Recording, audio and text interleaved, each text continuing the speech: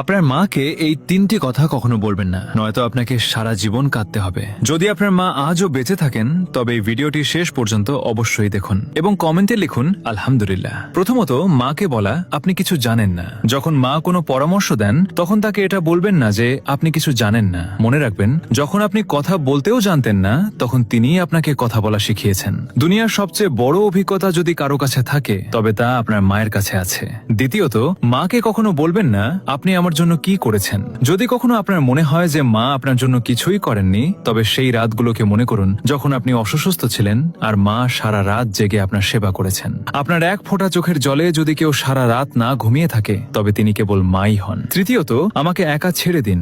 রাগের মাথায় মাকে কখনো বলবেন না আমাকে একা ছেড়ে দিন, কারণ একদিন তিনি সত্যিই আপনাকে চিরদিনের জন্য একা ছেড়ে চলে যাবেন। তখন আপনি চাইবেন কেবল একবার তার সাথে কথা বলতে, কিন্তু তখন অনেক দেরি হয়ে যাবে। যদি আপনার মা বেঁচে থাকেন তবে তার জন্য একটি সুন্দর কমেন্ট অবশ্যই করবেন।